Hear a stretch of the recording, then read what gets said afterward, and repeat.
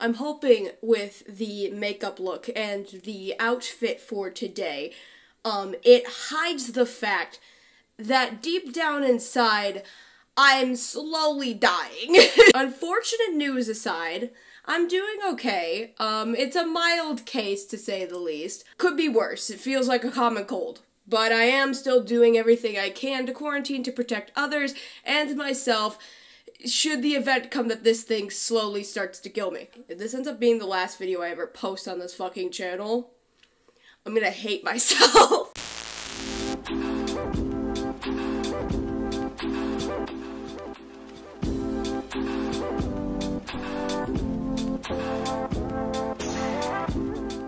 Following TikTok drama is shockingly hard to do. The amount of ways that you can respond to somebody on the app makes the chain of command incredibly hard to follow on TikTok. I mean, you can stitch people's content and make reply videos to each other. You can reply to comments in the comment section with your own video. You can reply to each other's comments and then feature those comments in your own response video. With the sheer amount of ways of being able to respond to your audience on TikTok, it makes following drama on TikTok needlessly complicated. I've had a hell of a week, okay? TikTok has had a lot of dramas that have been happening recently that honestly rivals that of YouTube. And sometimes the things that these TikTok creators get involved with is so dangerous and scummy that I am shocked how unregulated and underground this entire thing has been. I am shocked that the commentary community hasn't even picked this up yet because holy shit, it is beyond out of control. The main point of contention that this drama seems to be is in the call-out side of TikTok. These are the type of people that stand on the side of social justice and try to call out public figures based on their crimes against social justice. These are people predominantly calling people out on social issues ranging from racism, homophobia, and nuance-like behavior common in folks like the domestic Karen, to even illegal activities such as tracking down and exposing people who were at the January 6th insurrection,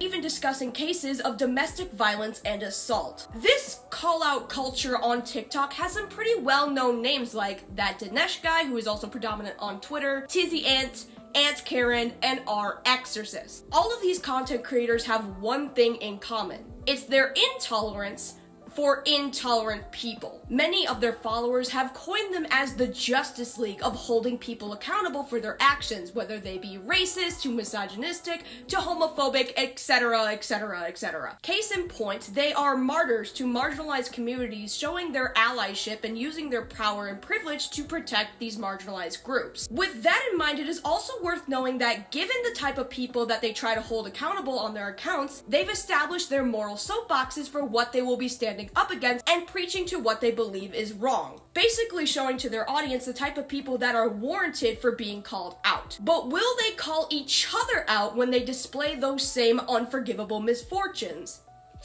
Spoiler alert, the answer is no. At this point, I'd like to introduce you to our word of the day, a concept known as performative activism. Everyone's falling over behind me, hold on. Where the fuck did the bear go? Damn, alright. Anyways, performative activism is activism done to increase one's social capital rather than because of one's devotion to a cause. It is often associated with surface level activism, referring to slacktivism. This can be a pretty common form of activism that's largest examples can be found within the most common thing we are surrounded by in the economic world. Brands! What are brands? Am I a brand? Do a mommy brand and a daddy brand love each other so much to make baby brand? All of this and more on Eat the Feel. I'm sorry. Anyway, brands and large corporations behind them will often, for the sake of selling a product, to show their support for social causes in society, will dedicate some recognition of largely recognized social causes being fought in the mainstream of society to gain acceptance of the masses that rally behind them. The most popular cause that brands like to get behind to pretend to support is the LGBTQ community. Let me ask you a question. How many brands do you see during the month of June change their Twitter logo to something like this, but then the moment June is over, they typically go back to what we're used to seeing? Because June is a whole month's worth of trying to convince the buyer base that you actually care about human rights, despite the fact that over 50 employees that you've exploited died in a tornado that destroyed your facility because they were not allowed to leave work for their safety. Instead, they had to work through a tornado that ripped their workplace apart.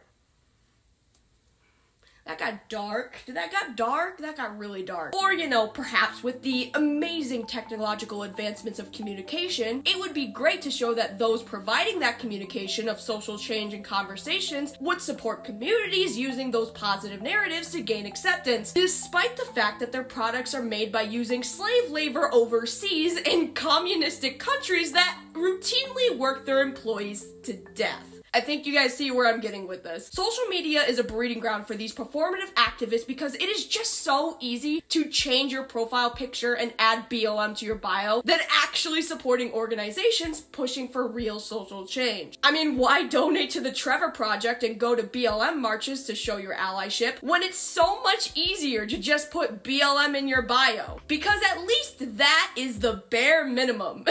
But even then, it is shocking how these activists will still want to be recognized for even doing the bare minimum. And that's where we get to the call-out activist side of TikTok. These people seem to actually want to help by doing something for marginalized communities, outside of just having BLM in their bio. It's not enough to just support these causes, but to actively hunt down those who pose a real threat to those causes. These people in this clique online will use their privilege and power to school others that abuse their societal privilege against other people, and they do so by holding them accountable to the general masses of their audiences. And a lot of these people definitely deserve to be reprimanded for their actions. Now, keep this in mind that the people that these people are calling out and trying to find information on are active nuances and dangers to the community that don't deserve their platforms, not just for being hateful and saying societally unacceptable things. I mean, if that were the case, it wouldn't even be worth holding them to the fire. A lot of these people being called out are doing illegal activities such as vandalism, assault, abusing police resources, and flat out just abusing people. On top of that, these creators with their large platforms have the power to boost stories that aren't being reported on as much as they should. Stories of police violence, corruptions, or larger creators using their platform to bully others. There have also been times where these creators will send positive affirmations in mass with their followings to others that might be facing unnecessary harassment, and giving these people a supporter base they didn't have previously. I didn't do nothing wrong. You guys gotta stand up for me because I'm being wrong. This message is for everyone who isn't a complete hunk of shit, who would like to show Sabrina some love and support, who would like to go, hey, you be yourself, enjoy yourself. There are people that care about you, and we're not going to let people just pick on you and try and ruin your life. The picture I'm trying to paint with this community is that these people have good intentions. These people are fighting for equality, accountability, and they're fighting for a more positive space on TikTok, and that's a good thing. But by the end of the day, these people are people, and they are prone to make mistakes and fuck up. Especially when these creators coin reporting on current events being their main purpose for their TikTok pages. They are going to get something wrong. The problem arises when you hide behind your activism and good deeds to void any criticism or mistakes that you may have made. These people may have done good things, but that doesn't void them from being susceptible to making mistakes. And when you've built your platform on calling out the worst of people, but cannot acknowledge that you yourself are capable of making the same blunders, that is another word that we can add to our vocabulary list. Arrogance! Yay! So to begin our tale, we're going to be looking at, objectively based on looks, and if I'm incorrect, I'm sorry, the oldest member of this TikTok call-out culture, Tizzy Int. Michael McWarther, better known as Tizzy Int or Tizzy on TikTok, has used his platform to hold people accountable, assist smaller creators by bringing them onto his platform, exposing predators, and collaborating with others to find information on some of the most notorious notorious douchebags online. His platform on TikTok has been featured even on the news, and he has gained 4 million followers. Now, this really all starts with our exorcist, but I want to save getting into her a bit later. What I want to talk about is some of the red flags that were being linked to Tizzy before we get into the main drama that made some of his own mutuals turn on him. Alright, we need to talk some more about Tizzy, and I have been struggling with this for a while. But just because you do good things, or you think you do good things, does not mean you are above being wrong and being held accountable. Now, if you all click this comment, you will see my summary video of Bryn Wood's official, Bryn Woods, Bryn Dolan, or whatever they used to go by. And they used to make very racist, very transphobic videos. And you're probably thinking, Bryn Warlock, what does this have to do with Tizzy? Well, she had this to say the other night. Whole time period, like, I made a lot of, like, really good friends and allies who do the call-out stuff. Like, you know the Tizzy guy? Yeah, Tizzy Ant? Like, yeah, he's, like, we've been in DMs with each other for, like, the last year and a half. Because, like, you know, because we talk about stuff, and so, like, we've been chatting forever. So, like, all of the big, like, oh, Young Mark, you know Young Mark? It kept sending it to me. Yeah, I'm friends with Tizzy. We've been mutuals for a while. He's really nice. Tizzy is apparently good friends with this very racist, very transphobic person. And of course, you know, I thought maybe, well, she could just be saying that. Tizzy currently follows her on Instagram, and he still follows her banned account. This account here is where she posted those racist and transphobic videos, and people called her out on. If you search Bryn Dolan, you can still see the videos of people calling her out. Tizzy, your own mutuals, I Speak and Consciously, talked about Bryn's videos, and yet here you are still supporting someone, and I have seen you call out people for much, much less. But it's okay behind closed doors if they're your friend. And yet your recent controversy, you are trying to tell people that if they don't agree with the gross things you said about that woman yesterday, then we are just all hypocrites and supporting DV or rage farming. And she has said in her live that you guys talked in depth about the videos and her being canceled. She has never apologized for those videos. She has never held herself accountable for those videos. This is her alternate account. We confirmed it was her alternate account, still making excuses for her videos. So you can't even make the excuse, oh, well, she's changed and she doesn't do it anymore. You need to humble yourself. You need to admit when you're wrong and take accountability for being a hypocrite. This is a TikTok user named Bryn Wood. She is a cosplayer and in the past has made racially insensitive content. Pick me, massive, pick me, massive. And content that was in nature signaling that she may be a TERF or a trans exclusionary radical feminist.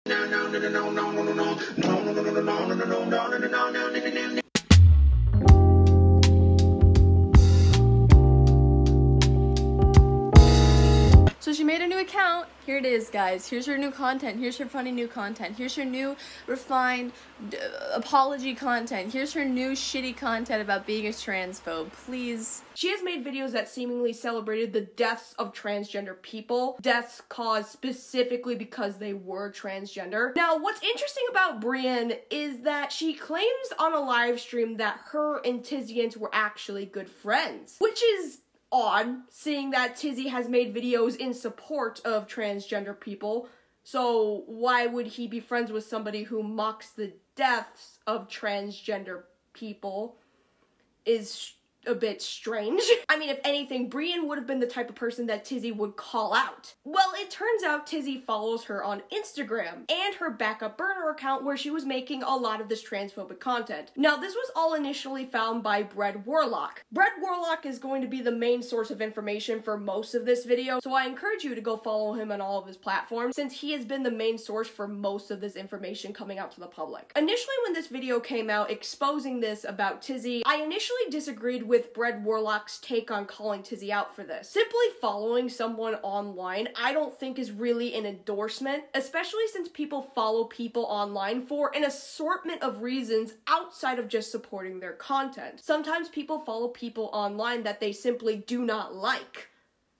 Why? To keep up with online drama, to hate watch what they put out. They don't endorse what their content is, or even them as a person. Rather, they just want to keep a close eye on this person of interest when they do eventually do something that is worth talking about. Plus, Tizzy has never promoted their content on his bigger platform of TikTok. He doesn't follow her on her TikTok account either, just her Instagram. And she is also a cosplayer, and Tizzy follows a long list of cosplayers. So that's probably why he follows her outside of the fact that she made transphobic content. To draw the conclusion that he is a closeted racist transphobe just by following one person online is kind of reaching. It's alarming and to be noted, but it's not really gonna damage his credibility. Now, what really sunk the ship, for me at least, when it comes to Tizzy, is when he started talking about Brian Carlson. Brian Carlson is your average dad bro type on TikTok. He's a firefighter paramedic who unfortunately lost his wife of 10 years to an undiagnosed heart condition, leaving behind their only son. And he really hates cancel culture. Original opinion, I know. I can't say what I really think about you on TikTok because it would get banned, but you're an absolute joke. To want to destroy this guy's life, a guy who's dedicated his life to helping other people because you can't take a fucking joke. This cancel culture shit has got to go. It's time to cancel the cancel culture. Guys, I think we know what to do. Share this. Share this if you are sick of this. So much so, in fact, that he has had his eyes on the call-out crowd on TikTok for a very long time. He has been making tons of videos just on Our Exorcist alone since April. Initially, I just wanted to get some more information about you, seeing as how you've been obsessed with me since April. But then I saw you liking tons of unalive comments in your comment section. Brian Carlson has also been encouraging the hate and death threats hurled towards Our Exorcist due to his continuous coverage of her on his page. Even liking comments encouraging her self-end. Now, although a content creator shouldn't be held accountable for the actions of a comment section, when it's this level of encouraging harassment, Brian should be more courteous and careful about how he commands his audience. But, you know, Our Exorcist gets death threats and harassment on TikTok every day due to the nature of her content. She calls out people for racism and misogyny. Of course, people aren't going to appreciate that content as much as others. It's the nature of the internet. But Brian has shown a keen interest in Our Exorcist. And in return, she has shown her keen interest in Brian. And what she found out about Brian is very disturbing. And it shows that Brian should not be on social media. See, I mentioned before that Brian is a single father working as a firefighter paramedic guy. Unfortunately, that's a lie. In this video right here where you claim to be a good single father, any parent would recognize that the mannerisms and the body language here, that is not your baby. Especially when your mama tags you as Uncle Brian. Same shirt, same onesie, same mittens. Yikes. And your mom announcing the baby's birth saying Michelle had to have a C-section? Wasn't your dead wife's name Helena? That's weird. And didn't you say y'all had been together for 10 years when she died 2.5 years ago? So why the fuck is in your graduation ceremony photo in 2015? By the way, they're not still married, thank God. Brian only worked as a volunteer paramedic and actually hasn't worked with the Roy City Fire Department for a while, since his license has been suspended. Brian's son that he has featured on his TikTok was found through Facebook to be his nephew, not his biological child. And there's even conflicting evidence of the existence of a dead wife of 10 years. He actually has an ex-wife who he hasn't been with since 2015. So that's a yikes. So on top of using his own nephew as his own child, lying about having a dead wife, Brian also has had several women come out against him for physical, emotional, and sexual abuse. Hi, my name's Hazel. Hey guys, this picture. This is my ex Brian Carlson. This is me. It's come to my attention that my ex-boyfriend, Brian Carlson, who I have charged with stalking and harassment as of the beginning of this year in April. So they dated for 2 months in 2019. They saw each other a total of 4 times and met on Facebook. She said in the beginning that Brian love-bombed her heavily, but then when she turned down sex because she found live cameras in his bedroom, he made her watch him even after she said no. The cheating turned into abuse. It turned into being gaslit. It turned into just so many things. He lives in an apartment complex, and the downstairs neighbors called the cops I don't even know how many times. The video that Caitlyn and her husband have both posted with the court dates, those are mine. I will be the one who will be present against him. She's a single mom who started getting to know Brian in October after initially meeting on TikTok. She admits there were red flags from the beginning, like when he told her he liked her because she looked 16. But then when they met in person one weekend last month, there were even more red flags. Brian told her his wife died and he had a son, but there were no photos of either of them anywhere. His son, who we now know is his nephew, didn't have a bedroom and there were no children's toys anywhere. And Brian casually dismissed it by saying that his son spent a lot of time at grandma's house. This was 5 days after he threw me into a wall. That bruising is 5 days after I got thrown into a wall. During those 2 weeks, he made me send everybody a message saying that I was lying, that I wasn't actually abused, that I made everything up to make him look bad.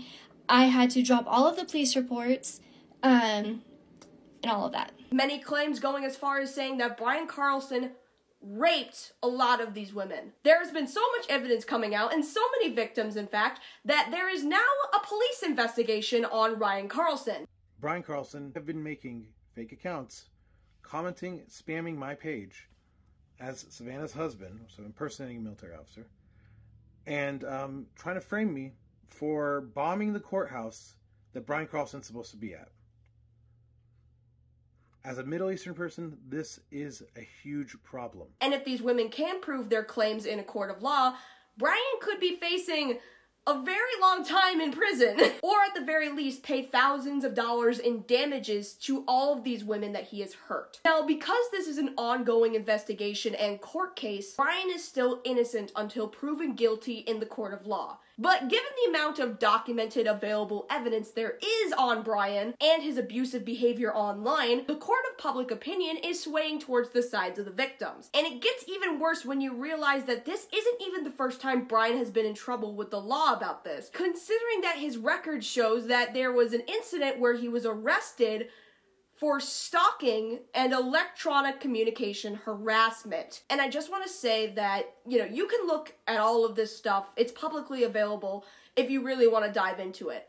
But I just can't imagine, what these women must have been suffering through when they got involved with this dangerous individual. Brian is a clear danger to anyone he gets romantically involved with. And I really sincerely hope that these women can heal knowing that my audience sees them, they hear them, and that they're not alone. I hope that this investigation comes to a satisfying conclusion to all of those that Brian has hurt, and they can live in peace knowing that this serial harasser will finally face the consequences for his continuous harassment and abuse. Now, given the amount of people coming out against Brian, you'd think the only amount of real backlash that these women would be getting is from other dude bro men trying to support their fellow dude bro online from false claims. And although those people do in fact exist, it completely blindsided me to know that one of Brian's most prolific defenders is actually not a man. Rather, it's a woman of color. Ask yourself this question. If Brian and Caitlyn dated 4 years ago, how the fuckity fuck shit does Caitlyn have a domestic violence court case coming up 12/17 of this year? Alyssa Mulatto came into the Brian Carlson story after defending Brian from what she saw as false accusations of domestic violence. Now, before we go any further, let me make this absolutely clear. Alyssa is a fucking ghoul. She is, and I mean this in, like, a definitional sense that, I mean this not to shame her, but in the most literal way that I can put this, right?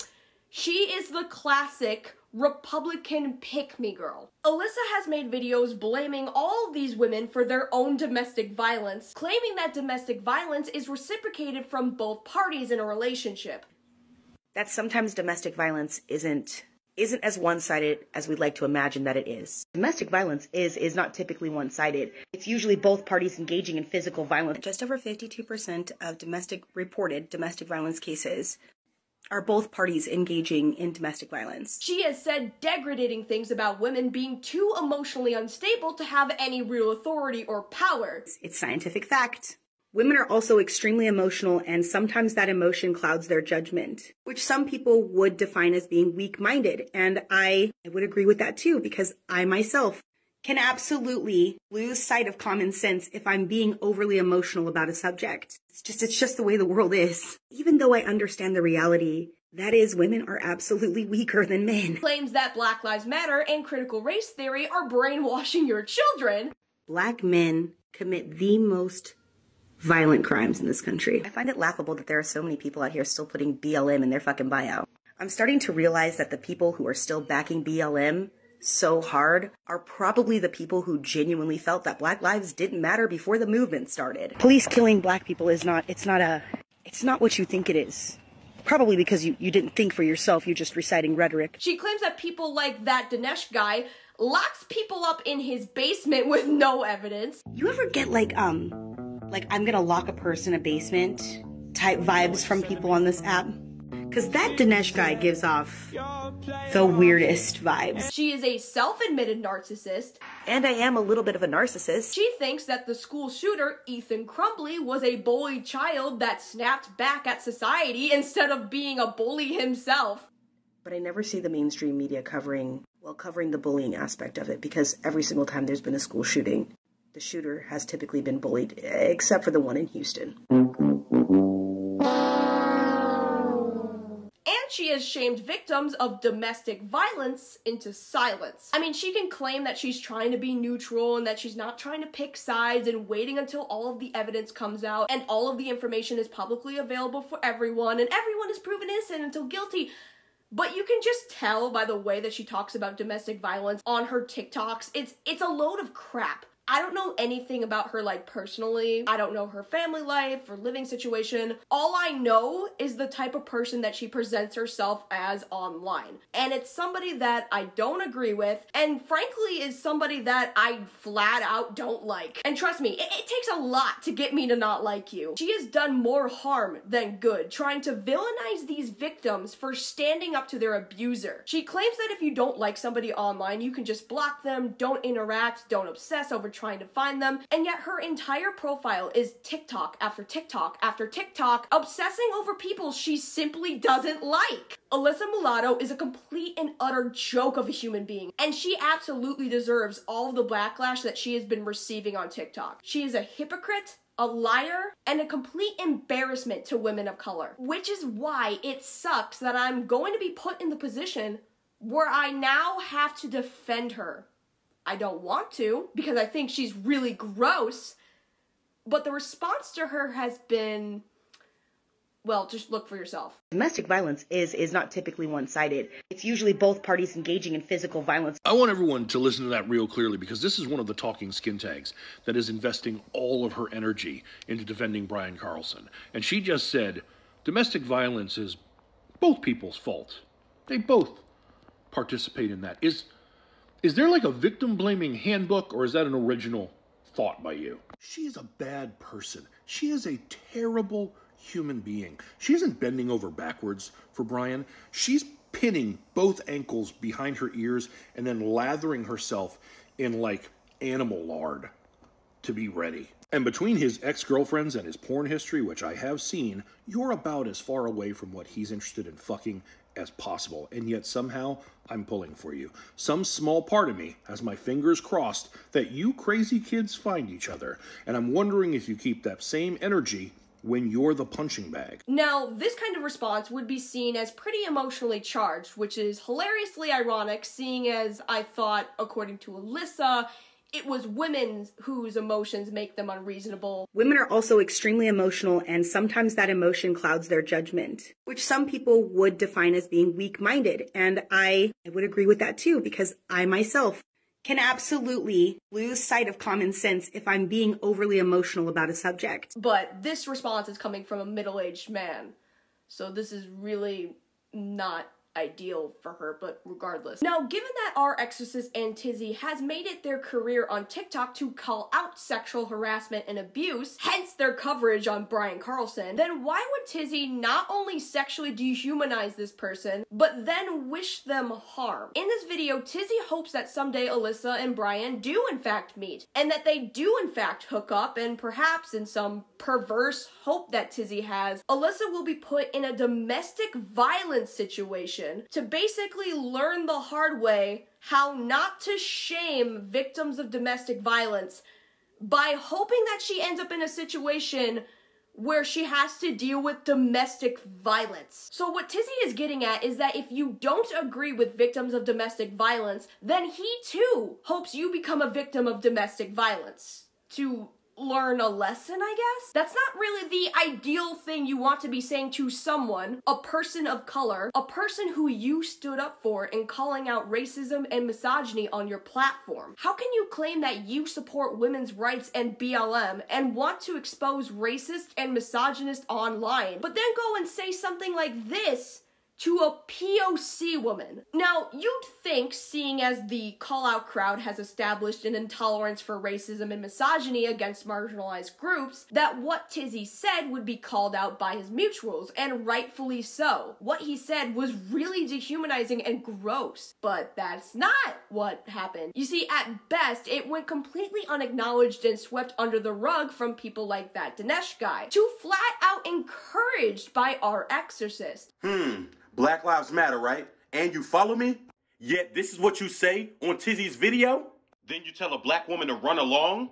And y'all wonder why Lex Scott ally training is so fucking important. Y'all thought y'all ate. Keep that same energy with me, goofy. Of course, when Alyssa came out about this and how she didn't appreciate being told that she was greasing herself up for a man, fucking gross. Our exorcist, a woman who has already established herself for fighting for women who were sexually abused by Brian Carlson, silences and, in her words, shoos away a person of color experiencing the same sexual degradation from her own friend online. Gee, it's almost like the high horse that these people rode to high hell on decided to jump stable and get the fuck out of Dodge the moment someone disagrees with them. And again, I don't want to defend Alyssa because I think she's a fucking menace. How the fuck can I bat for these people when they are willing to be this malicious in return? So in order to really find out the main root to why all of this started in the first place, we need to go back to the very start, even before Brian Carlson got involved. Why did Brian get exposed the way he did? What was the video that prompted that response? And where did this really all start? Well, it actually all starts with a TikTok made by a person named Matthew Morgan. Matthew Morgan posted a typical TikTok one day that our friend, our exorcist, didn't particularly find very funny. In fact, she found it to be a direct attack against women, and exposed Matthew for being a misogynist. She also exposed something about Matthew that the evidence still hasn't been fully presented online, so this is all an allegation for now. But our exorcist claims that she has received messages from people that have received unsolicited nude messages from Matthew. Are you gonna tell them about all of the unsolicited dick photos that you send women that have made them deeply uncomfortable? Because if not, I have all the receipts and I'm happy to share them during discovery. Again, this is an allegation and the evidence for this hasn't been fully presented. What has been fully presented by Matthew's own accord is his sense of humor being very problematic to our exorcist. So what exactly was the video that received this kind of reaction from our exorcist exactly? Touch me without consent and see what happens. I dare you. And my eyebrows don't rub off, you dumb bitch, but does your hospital know that you film your misogynistic TikToks and your super masculine jogger scrubs at work? Guess we'll find out. So, it was a joke about eyebrows. I'm not even kidding. Now, our exorcist doesn't have to find Matthew's content funny. I'm not claiming she needs to recognize it as a joke. She doesn't have to agree with his videos. She is entirely within her right to find them offensive. She is entirely in her right to think that Matthew is making light of assault. She is within her right to think that Matthew dehumanizes sexually active women. I'm being requested to show more evidence of Matthew Morgan, aka Vassalist Bachelor, being problematic, so here you go.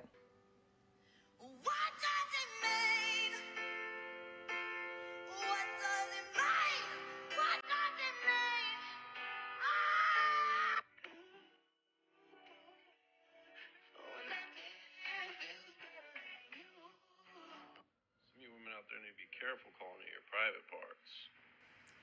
Getting more traffic down there, you're gonna have to open a Starbucks. She has the right to not find him funny or agree with him. But is it really warranted of finding his Facebook, which is already public and it was already kind of connected to his TikTok, so it's not really like a discovery? But is it really worth finding his place of employment and telling all of your followers where he works?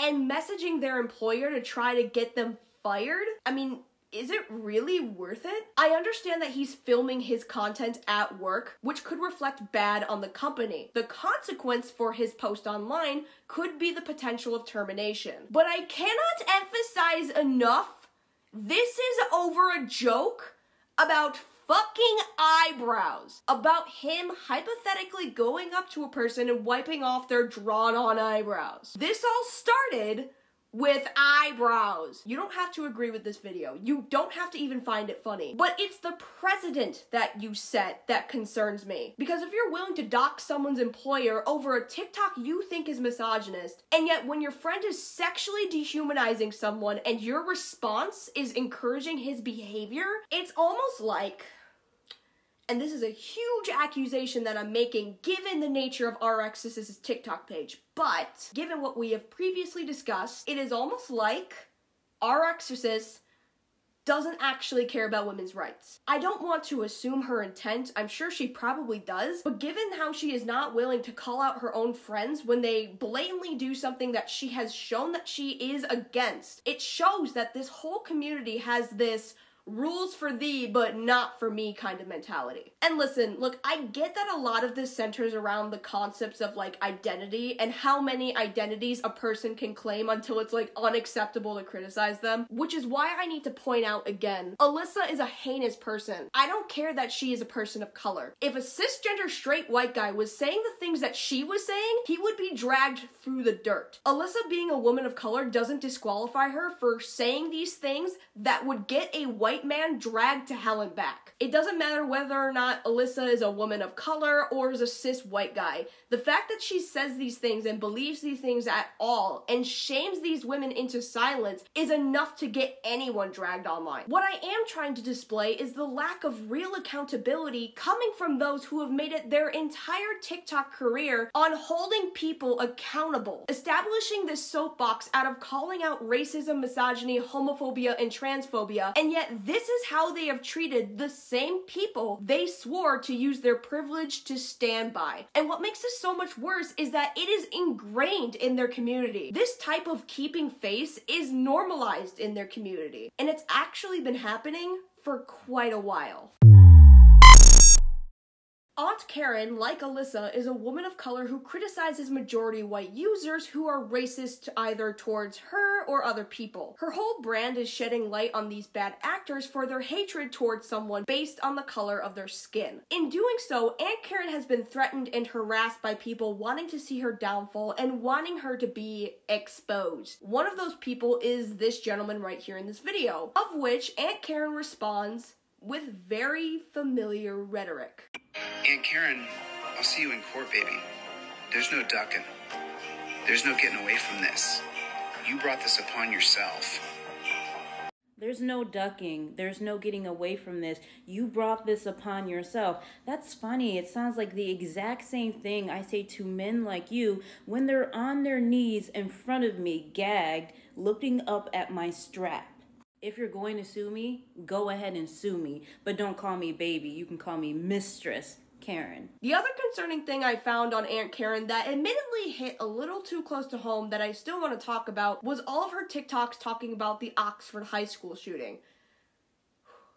Okay, here we go. Not even hours after Tate, Madison, and Hannah were pronounced dead, Aunt Karen made a video discussing how this shooting revealed underlying racism within the Oxford community. Now, the issue is they have captured the suspect, the alleged shooter, without incident. but they have not released the name and have not released a photo of the shooter. And I'm just going to give you my opinion. I think it's simply because he's white. Oxford High School is in Oxford and is surrounded by a predominantly white neighborhood, so they have not released the name in or photo. White America, are you happy?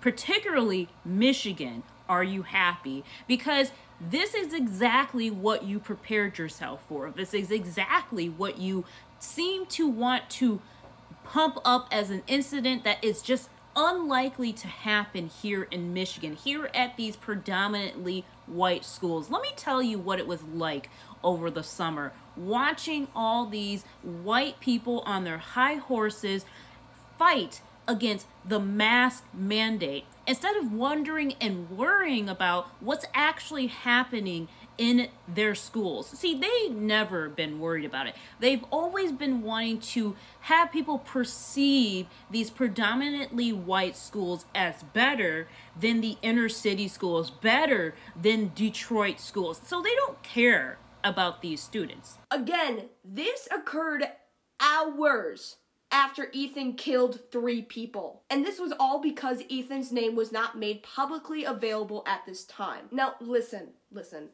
There is a conversation that needs to be had about the racial biases when reporting crimes like this. We can acknowledge that people in the mainstream media have not portrayed black people fairly when they commit crimes like this. Ethan Crumbley was immediately labeled as a bullied child, using old photos of him being such a saint when he was younger rather than using his mugshot. If it were a black person, they would immediately result to using his mugshots and any photos that may have painted them in a worse light than they actually are. And that's a conversation we absolutely do need to have, especially in places like the true crime community. There is absolutely a conversation that we need to have about racial biases when reporting crimes. Absolutely. But it is so shocking to me, the lack of empathy one has to have to turn this into a race issue hours after 3 white kids were shot and killed. The reason Ethan's name was not brought into the public within hours of his arrest was because Ethan immediately requested a lawyer upon his arrest, proclaiming his Fifth Amendment rights to safety and privacy. To claim Oxford is this overwhelmingly racist area because the population is predominantly white, I have to say, as someone who lived in Oxford my whole life, we have had our fair share in racial insensitivities. But to say that this community is just as racist as, say, places that are in the southernmost part of the United States, to claim that Oxford is like the KKK of Michigan, it's just a complete character assassination. It's just not true. Take it from somebody who actually has lived in Oxford their whole life. I can acknowledge that there has been plenty of issues of racial insensitivity, but for the most part, most of the people that live like in the town of Oxford are Biden supporters. It's all the people that live out in like the middle of buttfuck nowhere that you kind of need to stay away from, because that's a fucking sketchy area. Anyone in Oxford who lives out in the middle of the fucking woods on fucking farmland, those are the people you kind of need to keep an eye on. Seriously, every single person that I've ever met that has been a blatant racist has literally been people living in the sticks or in the middle of bumfuck nowhere in the middle of the fucking woods.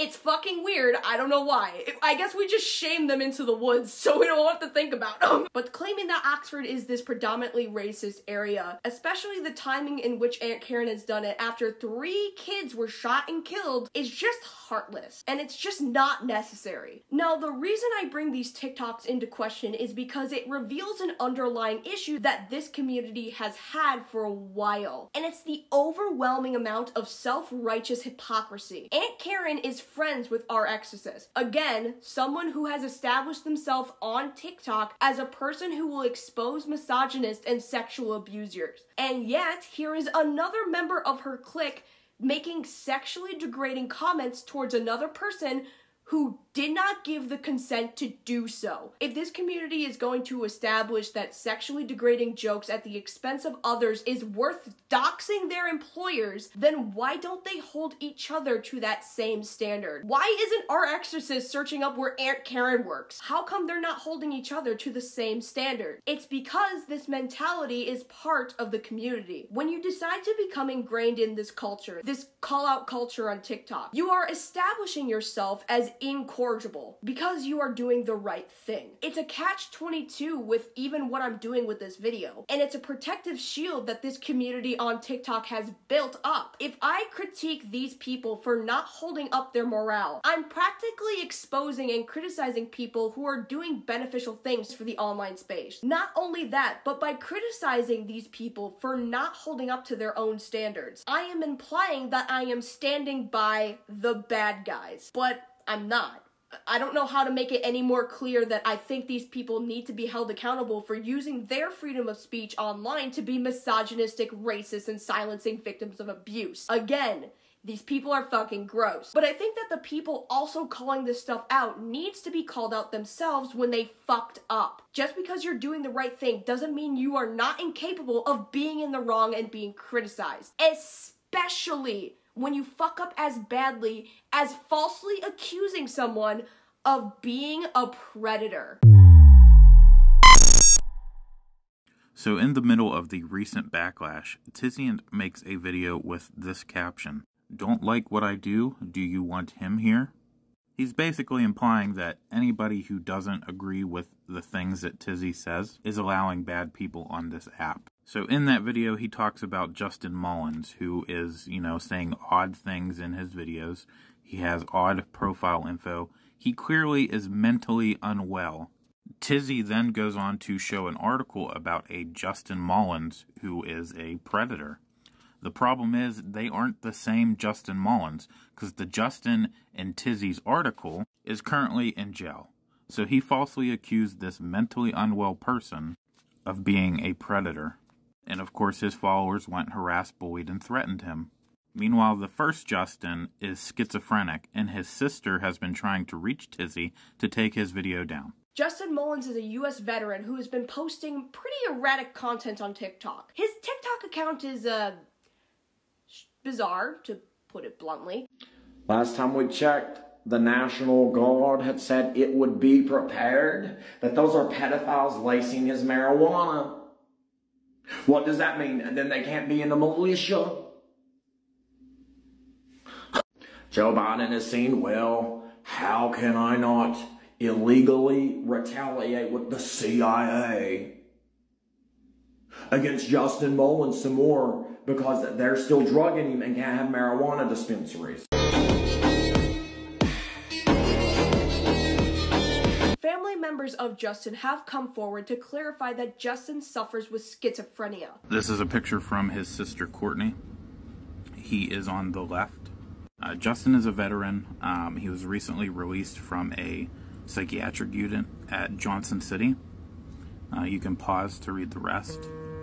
So they don't quite understand why he was released, but he's getting money from disability, which is why he's able to move around. This is a mentally unstable individual, someone vulnerable to online influence, making him the perfect target for Tizzy. In response to backlash Tizzy had been receiving from haters and critics alike on TikTok, he makes this TikTok with the caption, "Don't like what I do, do you want him here?" directing this video to Justin Mullins. In said TikTok, Tizzy makes the claim that Justin Mullins is the same Justin Mullins that lured an underage girl. Tizzy shows his concern with this seemingly unstable predator on the platform, using him as a crutch to justify his platform further to call out people just like Justin. The problem is, this is not Justin Mullins. Okay, it is a guy named Justin Mullins, but that person is currently in prison for luring an underage girl into having sex with him. But this Justin Mullins is not the same Justin Mullins that Tizzy shows in this article. These are two separate people. Justin's family has tried to reach out to Tizzy and try to clear up this confusion, and the video was inevitably taken down. But Tizzy never followed up on this video. He never clarified that this was not the same Justin Mullins, leading to Justin receiving death threats over a false claim that went seemingly uncorrected outside of Tizzy deleting the video. But even in this case, deleting the content itself, at this point, isn't enough. When you make a false claim like this, You have to do everything in your power to correct it. You have to tell your audience that this is not the right person. You have to do everything in your power to call off your mob and make it right for the victim. But Tizzy could barely even bring himself to do the bare minimum. On top of that, let's address the other alarming thing about this. And it's the fact that Tizzy made this accusation not because he was concerned with a predator being on TikTok, not because this man seemed to have displayed concerning behavior online, but because people didn't like what he did on his own platform. Therefore, hyperinflating and reaching to the conclusion that the same people that don't like Tizzy are also the same people who would allow people like Justin on TikTok. The fucking reach there is so fucking far, it's almost like he reached to the other side of the fucking planet. And what's even worse is that in response to getting this story so wrong, Tizzy makes the claim that it was his audience that brought Justin to his attention. And instead of doing the due diligence to at least do the minimum amount of research to make sure that these two Justin Mullins are the same person, he just made the video anyways. His false claims becoming so prevalent that it resulted in Justin's accounts being taken down over false allegations that Tizzy refuses to correct. And the saddest part about this entire thing is that Justin is lost. And his family is trying really hard to locate him. So if anybody in those areas are able to see him, find him, reach out. His family had been actively searching for him, unaware of his living status until his TikTok was discovered. Justin's TikTok account was their only lead that they had that Justin was even alive. And because of Tizzy's audience, their one means of checking in on Justin seemingly vanished. Tizzy owes it not just to Justin, but to his family to make this right. He owes it to his audience because he led them down a path to harassing a mentally ill individual, all because of blind faith. And this blind faith is once again ingrained in this community. Most of the TikToks that Tizzy makes starts out with a viewer that sent him a video asking him to help find this person who is doing something socially unacceptable. Tizzy's audience is asking for help to start their own witch hunts after these people. And what's so crazy is the commonality of doxing amongst all of those in this TikTok call-out culture. Other than having the commonality of fighting for social justice, the one thing that all of these people have in common is just the amount of unregulated doxing that they do. To understand this next part of the video, we need to define what exactly is and is not doxing, because I feel like the general conversation about doxing gets confused with finding basic public information. So, doxing is defined as the act of revealing identifying information about someone online, such as their real name, home address, workplace, phone number, financial and other personal information. That information is then circulated to the public without the victim's permission. Now that last part is crucial in understanding what doxing is and isn't, because this does not apply to a person willingly publishing personal information about themselves online. So for example, Matthew having a Facebook account and a TikTok account and linking those accounts together is not doxing. Matthew using his real name as his username is not doxing his real name, because when he made himself a public figure of TikTok, he made his name public as well. It's the same thing with Tizzy. Tizzy's real name is Michael McWhorter. It's a name that can be found in news articles because he publicly allowed his real legal name to be associated with these articles. Again, these people establish a persona online and have allowed certain information about themselves to be available to the public. I also am a public figure. My face is public. Revealing my face to the public is not doxing because I've already made that public. But as a public figure, I have also gone by multiple aliases online. But I've never made like my real name linked in with my public persona. However, that does not mean that it isn't somehow still out there. I've never made my family's names or personal information a part of my online persona, but that doesn't mean that my family members don't have public accounts that can be found. It's more about whether my family has given me or my audience the permission to find this information. And since we have not, going out of your way to find that information and revealing that to the public without our consent is doxing. And the problem with this community is that they walk a very fine line of this. Although most of the information they find out about people is public information that they have put out there themselves, like public social media accounts, public police sources, etc., etc., etc. Although they are revealing surface-level information that is publicly available and given to us by the person in question, there is just some information that isn't made publicly available, such as when these creators publicly reveal to their audiences these people's place of employment without their consent. So naturally I said, fuck that, you're about to lose your job, sir. Hi, Brian, firefighter, paramedic. It would be one thing if our exorcist found out where Matthew Morgan worked and reported his account and filed a private complaint to his company. That would be one thing. That would be the public backlash and consequence that Matthew would have to face for posting things to the public at his workplace. But when she went out of her way to make a TikTok to display this person's place of work so that her audience can then message and berate this company is doxing. And it's online harassment with malicious intent of getting someone fired from their job. She tried to do the same thing with Brian Carlson, not because she knew at this point that he was an abusive piece of shit, but because of his comments over the internet that he simply liked. And although I don't think that he should have been liking all of these comments hoping that our exorcist kills herself, it really shows what can tick these people off. Anything from making tasteless jokes to something as minimum as liking a comment online. This parenting hack, and you should use it too. Hey Brody, you're a large creator who'll probably never see this, and I'll get a lot of backlash for saying it because you have a lot more followers than I do, but your sketches about beating children are all shit. They're all really bad. You should stop doing them because you come off as a piece of shit. I know that it's like, oh, you're acting out your trauma and this is how you deal with it by laughing, but encouraging other people in the comments, laughing along when other people are talking about their trauma, it's not really the same thing, is it? Knock it the fuck off, dude. And simply put, the punishment just does not match the crime. The commentary community on YouTube has established this rule that doxing, no matter the intent nor the reason, is okay. Under no circumstance should you dox someone's personal information that the person hasn't already given to the public without their permission for malicious intent. And yet, on the second largest video sharing platform, this is a massive criminal empire of doxing that everyone just excuses and allows on the platform because the people in question are doing the right thing. And you know, their intent on holding people accountable is in the right place. But using good deeds to act like allies to these communities affected by these people as a shield, rather than do so because it's the right thing to do, shows the true nature of these creators. They don't care about doing the right thing. They don't care about holding people accountable. They don't care about anything but establishing an unbreakable,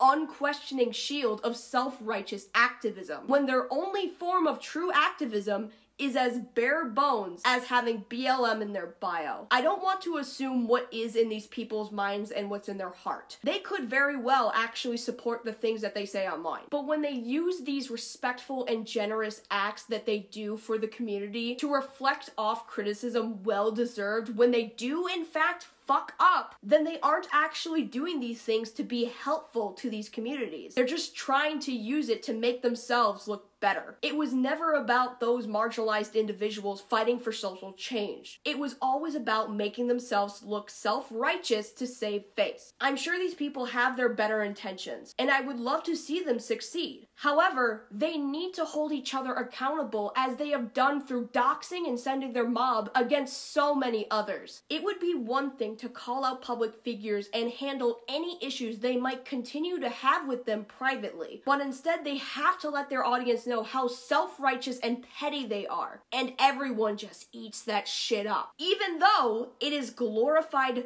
doxing. So many publications have brandished these creators as doxers, and some of them don't even try to deny it. I know TikTok already has like a laundry list, right, of things that are going wrong with their platform. How TikTok hasn't established rules and regulations against sharing someone's private information online without that person's consent is beyond me. Come on, if Twitter can do it, TikTok will have no problem. I promise you. So a lot of people recently reached out to me about some changes that Twitter made, specifically to their private information and media policy, recently added media of private individuals without the permission of the person or persons depicted. Now, Twitter claimed that this update was to help curb the misuse of media to harass, intimidate, and reveal the identities of private individuals. Bullshit. The other rules already did that. When you're talking about activists, especially regarding marginalized communities, we show our face. We don't have to hide. It's the people spreading hate that hide in the shadows. So with this rule, there's a video where someone screams racial slurs and attacks someone physically. And then I get that video and I go, hey, this person was attacked. They want to press charges. This is a hate crime. That video technically isn't allowed to be here. And it doesn't stop there. When the tragedy was happening at Astroworld, a lot of those people used Twitter to get out what was going on. All those videos have to be pulled because there's people in it that didn't give permission. Or January 6th, the insurrection. Yes, people there were recording, but a bunch of people in the frame didn't give permission to be there. The FBI used that to arrest a ton of people. But by this rule, that stuff can't be on Twitter. Once again, I want to reiterate, right? Fuck Matthew Morgan, fuck Alyssa Milano, and fuck Brian Carlson. This video wasn't made for you. Fuck anyone begging for these creators to be exposed and have their careers ruined, because that's not really what this video is about. It's merely to show that the foundations that this community has built their platforms on is slowly starting to crumble, and they need to establish better guidelines to each other and hold themselves accountable for when their mutuals fuck up. Otherwise, it shows complicities to previously established unacceptable behavior. See, let's put it this way. Let me create a nice scenario for you. The freedom of speech allows the spread of all forms of speech online, and it also allows opposing speech online, and consequences to that speech online is also applicable. Let's put two people in a scenario. Let's put myself, Lazy Bedhead, and some guy named Kevin. I have the freedom of speech online to say something offensive.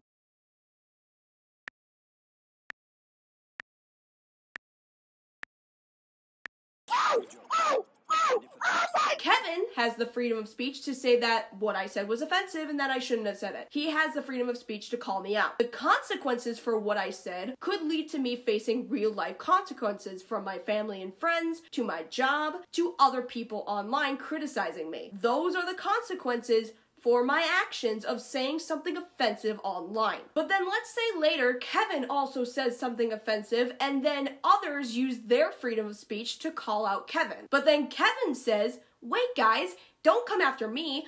I exposed Lazy Bedhead for saying something offensive earlier. I'm a good person. And then the people who took offense say, well, yeah, but that doesn't negate what you just said. Just because you did a good thing by exposing Lazy Bedhead doesn't suddenly negate what you just said, da fuck. So, to recap, Matthew Morgan makes a video joking about wiping someone's eyebrows. Tasteless, but harmless misogyny that you see online all of the time. It's nothing creative or new. Our exorcist took offense and made a video response. A response that people either liked or didn't like. Again, it's the nature of the internet. Online discourse, nothing new. Our exorcist then goes on to make 5 more TikToks exposing Matthew and where he works to her massive audience, reporting his video to his workplace for the malicious intent to get him fired without his consent. Brian Carlson has been making videos on Our Exorcist for a while, but this video response to Our Exorcist video's response to Matthew's joke was the tipping point. Our Exorcist decided to look into Brian and expose him for lying about a dead wife and having a child, as well as exposing the fact that he was encouraging death threats be sent towards her, and liking comments of people wishing Our Exorcist to kill herself. Then, Alyssa gets involved and starts sticking her nose into business that wasn't hers, to be frank. Tizzy joins the conversation, making his own TikToks on Brian, and then responding to Alyssa by sexually degrading her, and Our Exorcist encouraged and agreed with this content, despite the fact that she exposed Brian for doing something similar. But I guess by the end of the day, it is a simple case of rules for thee,